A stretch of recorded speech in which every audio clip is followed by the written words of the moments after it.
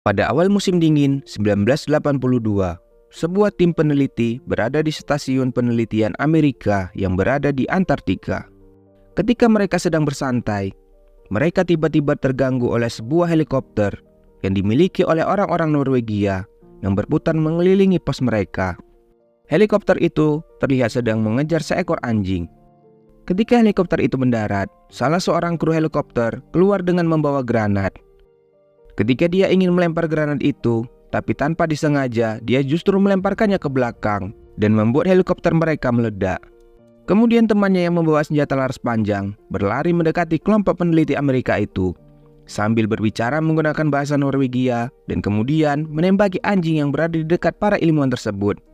Tapi sialnya, peluru senjata itu justru mengenai salah satu ilmuwan yang berada di sana. Mendengar ada suara tembakan, seorang bapak-bapak yang bernama Gary mengeluarkan pistolnya dan menembak orang Norwegia itu. Untuk mengetahui apa yang sebenarnya terjadi, mereka pun memutuskan untuk pergi ke pos penelitian orang-orang Norwegia itu yang ternyata jaraknya tidak terlalu jauh.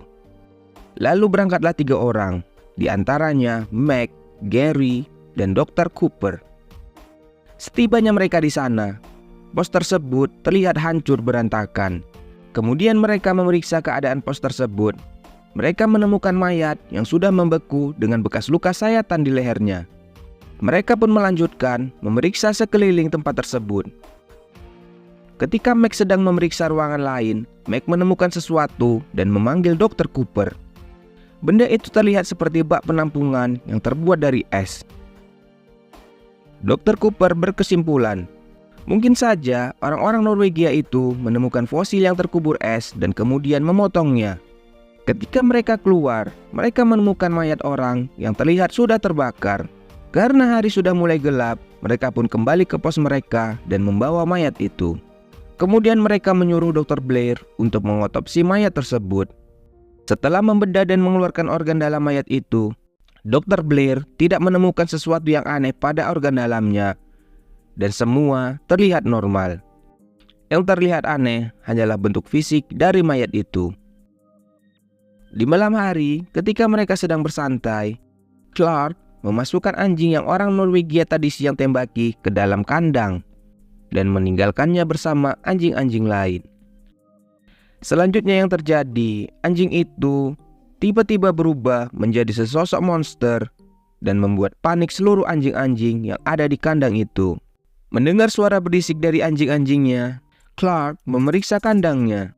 Dan betapa terkejutnya Clark ketika melihat pemandangan yang ada di depannya. Mendengar adanya keributan, Meg kemudian membunyikan alarm dan membuat bingung semua orang. Meg bersama Gary mendatangi sumber suara dengan membawa shotgun. Mereka kemudian mengecek kandang anjing itu. Dan betapa terkejutnya mereka melihat sesosok makhluk menyeramkan di hadapan mereka. Kemudian Meg menembaki makhluk itu beberapa kali, tapi makhluk itu tidak mati. Datanglah Child dengan membawa flamethrower dan mulai membakar makhluk itu. Keesokan harinya, Dr. Blair memeriksa makhluk itu. Dari hasil pemeriksaan Dr. Blair, diketahui makhluk itu ternyata bisa meniru wujud makhluk lain. Di tengah kebingungan mereka, mereka kemudian menonton rekaman dokumentasi dari orang-orang Norwegia yang telah mereka ambil, berharap mereka menemukan sebuah petunjuk tentang makhluk itu. Berbekal informasi lokasi tempat rekaman itu dibuat, Meg bersama beberapa orang kemudian mendatangi tempat itu. Setibanya di sana, mereka menemukan sebuah struktur benda yang terlihat seperti UFO atau piring terbang. Mereka memperkirakan benda itu telah terkubur di sana setidaknya selama 100.000 tahun. Di pos penelitian, mereka pun mendebatkan apa yang sebenarnya terjadi dan makhluk apa yang mereka temui itu. Ketika Meg sedang memindahkan barang-barangnya dari gudang, Fuse mendatangi Meg dan mengajaknya keluar untuk mendiskusikan sesuatu. Fuse mengatakan kepada Meg ada sesuatu yang aneh pada diri Dr. Blair. Dr. Blair mengunci dirinya di kamar. Kemudian Fuse mengambil catatan milik Dr. Blair. Di situ dituliskan bahwa makhluk itu bisa meniru jutaan makhluk lain di jutaan planet dan bisa merubah dirinya kapanpun. Di catatan itu juga dituliskan bahwa sel dari makhluk itu masih menunjukkan aktivitas, yang berarti makhluk itu belum mati. Di dalam gudang, ketika Windows ingin mengajak Bennings pergi, Windows melihat Bennings sedang terlilit di sebelah jasad makhluk yang mereka simpan di gudang. Windows kemudian berlari keluar mencari bantuan. It's Bennings. Ketika mereka kembali ke gudang, ternyata Bennings sudah tidak ada. Mereka kemudian mencari Bennings keluar. Mereka menemukannya berjalan sempoyongan dan kemudian terjatuh. Ternyata makhluk itu berusaha meniru Bennings. Kemudian Mac menumpahkan tong yang berisi minyak dan membakar makhluk itu. Untuk memastikan makhluk itu mati, mereka kemudian membakarnya sampai menjadi abu.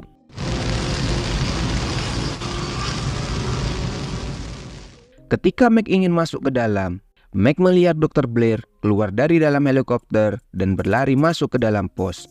Mac kemudian memeriksa helikopter itu sampai dia mendengar suara tembakan, dan kemudian dia berlari menuju sumber suara. Ternyata di sana Dr. Blair sedang mengamuk, menembakkan senjatanya dan menghancurkan barang-barang di sekitar. Diketahui ternyata Dr. Blair juga sudah merusak kendaraan mereka dan membunuh anjing-anjing mereka.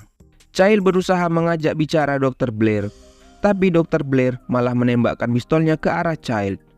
Kemudian mereka menangkap Dr. Blair dan membawanya ke sebuah kabin untuk mengurungnya.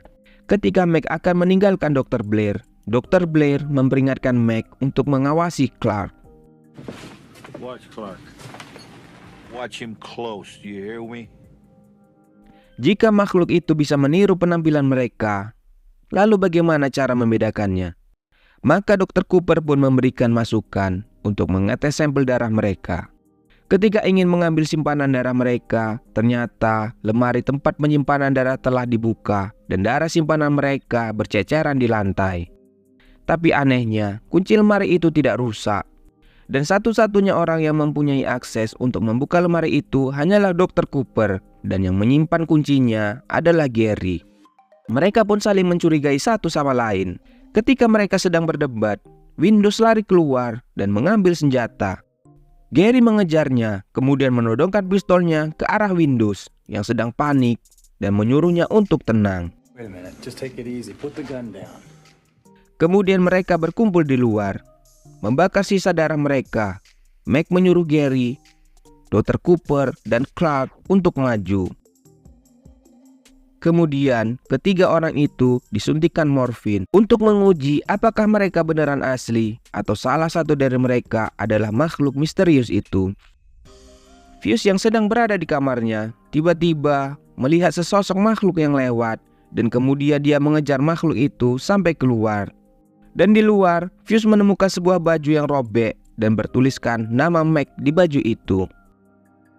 Ketika Mac, Knowles, dan Windows sedang keluar mencari Fuse, mereka justru menemukan jasad Fuse yang sudah hangus terbakar.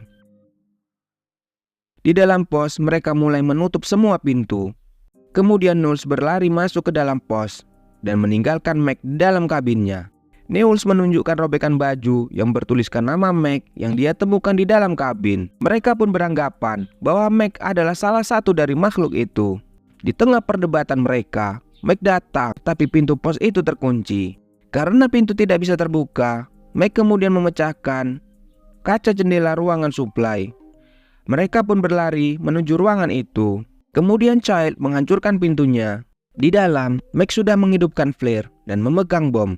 Mac mengancam akan meledakkan tempat itu jika mereka berusaha ingin membunuhnya. Norris dan Knowles berusaha menyergap Mac dari belakang, tapi gagal. Norris kemudian terjatuh. Ketika Knowles memeriksanya, dia tidak bernapas. Mac menyuruh mereka memanggil Dr. Cooper dan yang lainnya.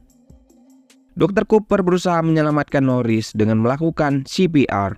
Dan ketika Dr. Norris ingin melakukan kejut jantung, tiba-tiba saja dada Norris terbelah dan menggigit tangan Dr. Cooper sampai putus. Dan keluarlah makhluk itu dari dalam perut Norris. Mac dengan cepat membakar makhluk itu.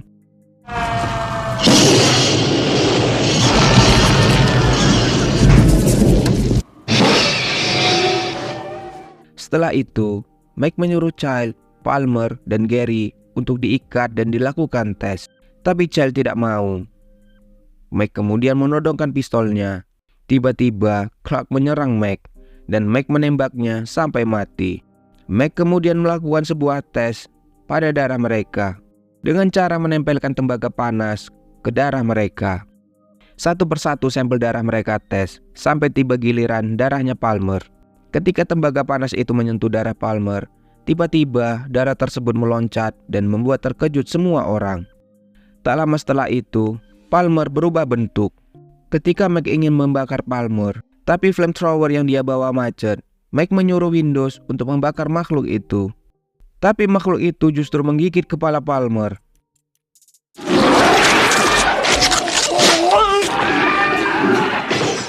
Ketika flamethrower milik Mike sudah berfungsi, dengan cepat Mike membakarnya dan kemudian melemparkan bom ke arah makhluk itu. Windows yang telah digigit perlahan mulai berubah. Dengan cepat Mike membakar tubuh Windows. Tes pun dilanjutkan, tapi tidak ada satupun dari mereka yang merupakan jelmaan dari makhluk misterius itu. Selanjutnya, mereka akan melakukan tes kepada Dr. Blair. Ketika mereka mendatangi Dr. Blair di kabinnya, ternyata Dr. Blair sudah tidak ada. Di balik lantai kabin itu, ternyata ada sebuah terowongan yang menuju ke sebuah ruangan. Di ruangan itu, mereka menemukan sebuah benda yang mirip seperti piring terbang. Dari dalam kabin, Knowles melihat Child keluar dari dalam pos. Lalu kemudian generator listrik padam. Mike melemparkan bom ke dalam terowongan dan meledakkan kabin itu. Setelah itu, mereka meledakkan seluruh ruangan yang ada di dalam pos. Mereka pun menuju ke ruangan generator, tapi ternyata generator tersebut telah dihancurkan. Karena tidak mungkin untuk memperbaiki generator, mereka pun berencana untuk meledakkannya. Ketika mereka sedang mempersiapkan semuanya, tiba-tiba Dr. Blair muncul dan menyerang Gary. Knowles melihat ada sesuatu yang bergerak.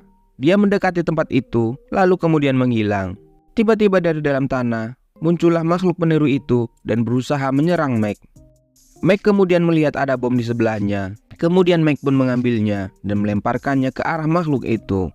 Dan meledaklah semuanya.